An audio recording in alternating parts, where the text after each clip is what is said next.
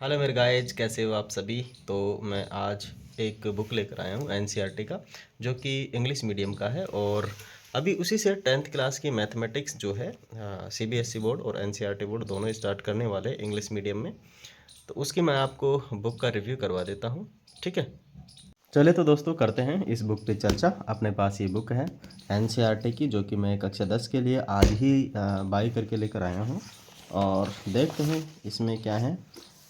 लिखा हुआ है mathematics text book for class 10th, ठीक है।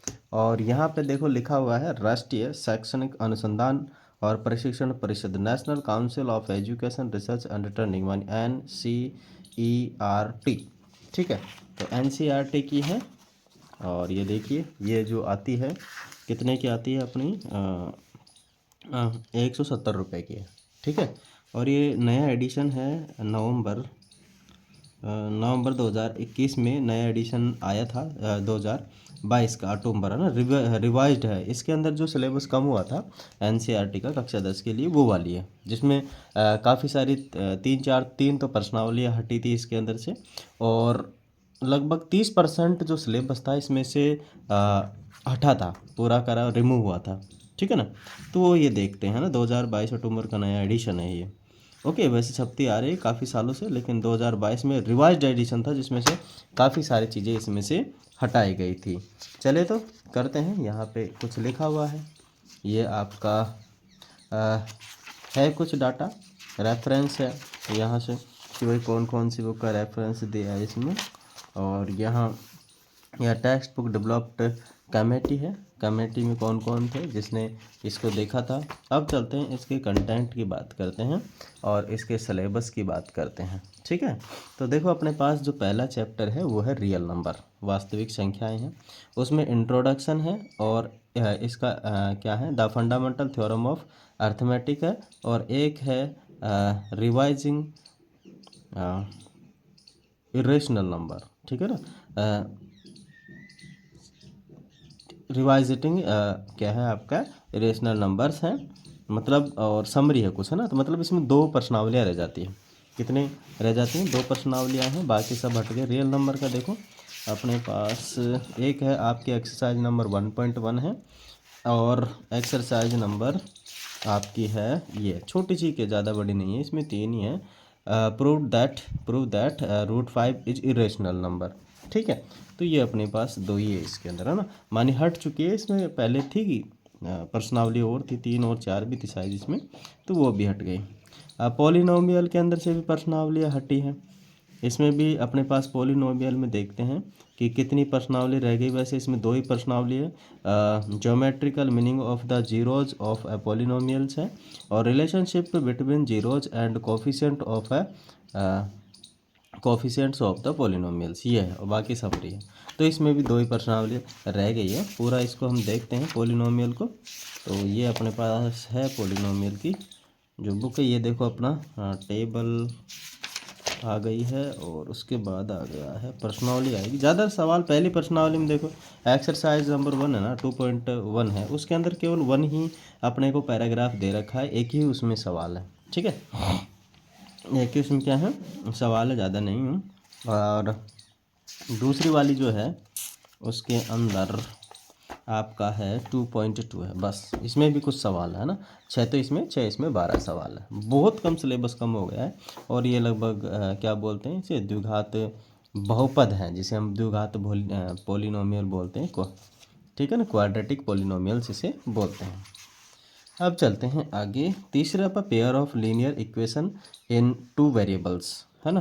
तो इसमें 3 प्रश्नावलियाँ हैं, ठीक है ना। कितनी है? 3 है इसके अंदर, देखो। और तीसरी के अंदर हम चलते हैं, तो तीसरी की आ जाएगी अपनी पहली 3.1 है, और 3.1 में काफ़ी सारे सवाल्स हैं। और इसमें आ जाते हैं 3.2 है, और 3.3 और है ना, 3.3 तक ही है ना, 3.3 तक है इसमें। इसमें भी काफ़ी सारे सवाल्स हैं, ठीक है। ओके। और मेनली इसके अंदर देखो, दो जो आपके पहले 3 हुआ करते थे, एक तो सब्स्टिट्यूशन मेथड हो गया, एलिमिनेशन मेथड, और एक तो क्रॉस मल्टीप्लाई मेथड और था, जो कि इक्वेशंस को सॉल्व करने के लिए यूज़ आता था, लेकिन अब वो हटा दिया गया है। क्रॉस मल्टीप्लाई वाला मेथड, अभी इसमें केवल 2 ही है ना, 2 ही है। अब आगे चलते हैं अपना क्वाड्रेटिक इक्वेशन माने द्विघात समीकरण पे। तो इसके अंदर भी 3 प्रश्नावलियाँ है। एक quadratic equation, solution of the quadratic equation by the fractions हैं, और एक है नेचर ऑफ रूट्स माने रूटों की प्रकृति क्या है। ठीक है, तो ये भी देखिए अपने पास है, ये है 4.1। इसमें कुछ एक है कि चेक द वेदर, यानी check whether the following are a quadratic equation or not. ठीक है ना, मानिए चेक करना है कि these questions are quadratic equation or not. ठीक है ना, अगर सही है, अगर क्वाड्रेटिक इक्वेशन तो यस, यदि क्वाड्रेटिक इक्वेशन नहीं तो नहीं, नो। आगे भी कुछ सवाल है, फिर आगे चलते हैं। अपने पास आगे एक्सरसाइज नंबर 4.2 है, and find the root of the following quadratic equations by the factorisation. ठीक है ना, माने इनका फैक्टर करना है। ये द्विघात या क्वाड्रेटिक इक्वेशन है, द्विघात समीकरण या फिर क्वाड्रेटिक इक्वेशन है, इनका फैक्टर करना है। आफ्टर दैट फैक्टर हमें पता करना है कि इनके जो रूट्स हैं वो मतलब रूट्स निकालना, कहने का मतलब है। ठीक है, माने एक्स का मान निकालना है यहाँ पे, ये समझ लीजिए सीधा सीधा। एक आ जाता है अपने पास नेचर ऑफ रूट्स, माने हाउ टू किस प्रकार से how to find out the nature of roots. उसके लिए अपने पास एक फॉर्मूला होता है जिसे हम श्रीधराचार्य फॉर्मूला भी कह सकते हैं, और यहाँ पे ठीक है, ये श्रीधराचार्य फॉर्मूला है, सूत्र जिसे हम कहते हैं। ओके, और एक और है इसके अंदर 4.3, माने find the nature of the roots of the following quadratic equations if the real roots exist find them. अगर रियल रूट्स हैं तो आपको फाइंड करना है, अदरवाइज रियल रूट्स नहीं हैं तो आपको फाइंड नहीं करना। रियल रूट्स वही होते हैं जो माइनस में नहीं होते हैं, और रूट्स के अंदर यदि संख्या माइनस की आती है तो इमेजनरी होते हैं, तो उनको हटाना है, वो नहीं है तो। ठीक है, आगे आ गया अर्थमेटिक प्रोग्रेशन, अपना जो 5वां चैप्टर है अर्थमेटिक प्रोग्रेशन का है। इसके अंदर भी अपने पास 2-3 प्रश्नावलियाँ हैं अर्थमेटिक प्रोग्रेशन के अंदर। वी हैव, इसमें कितनी आ जाएगी अपने पास 3 प्रश्नावली आ जाएगी अर्थमेटिक प्रोग्रेशन।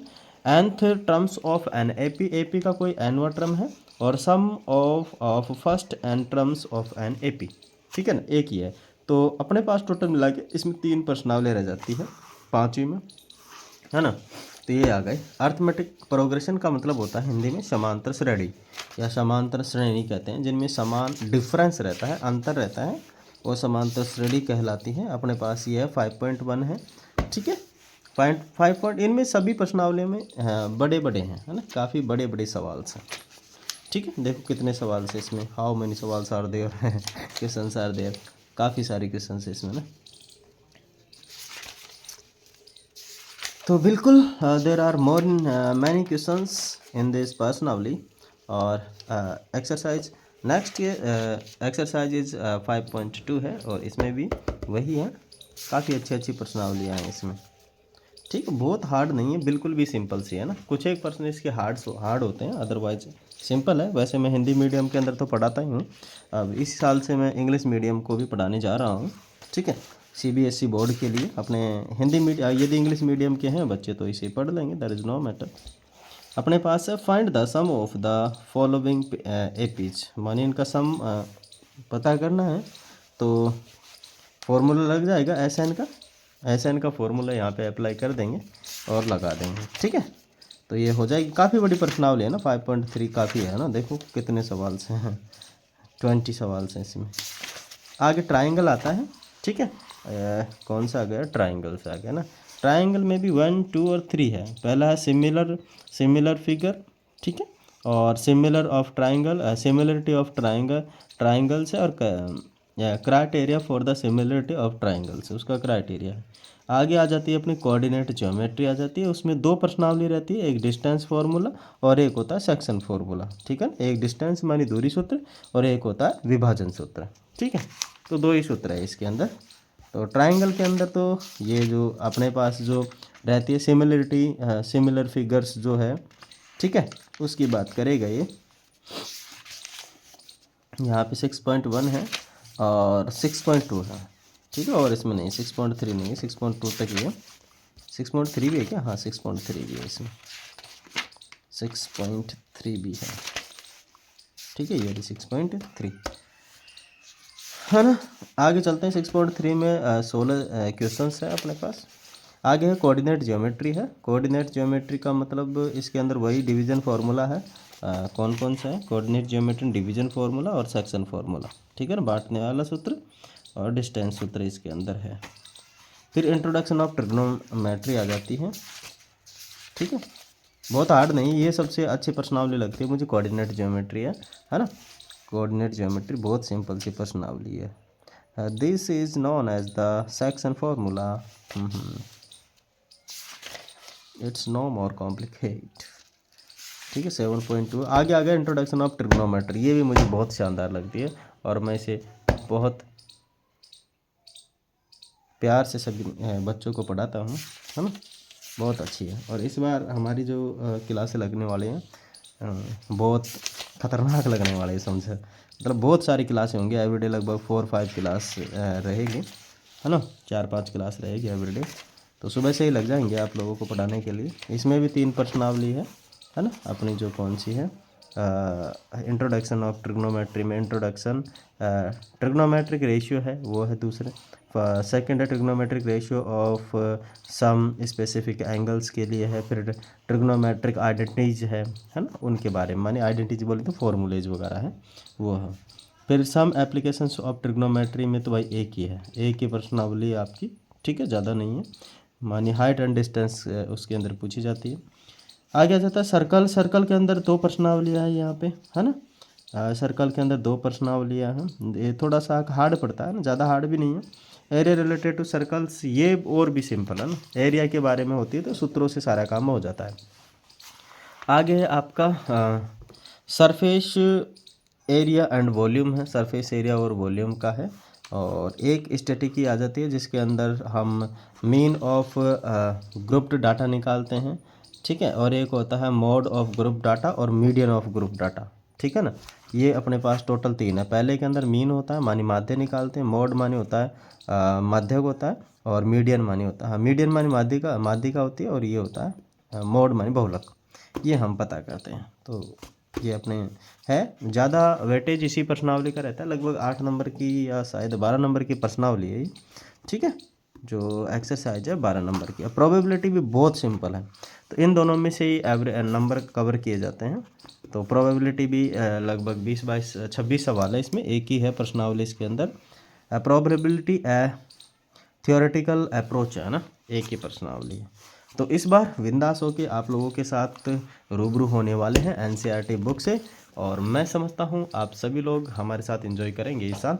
और नेक्स्ट अपना जो सेशन रहेगा 2025-26 का, और बिल्कुल फुल एनर्जी के साथ हम लगने वाले हैं, ठीक है। और सीखने वाले हैं इसको। साथ ही साथ अपने हिंदी मीडियम में तो सभी सब्जेक्ट चलेंगे ही चलेंगे, इंग्लिश मीडियम का भी जो सब्जेक्ट है इसको कवर किया जाएगा। धन्यवाद, जय हिंद। वीडियो अच्छा लगे तो लाइक शेयर एंड सब्सक्राइब जरूर करें। Thank you.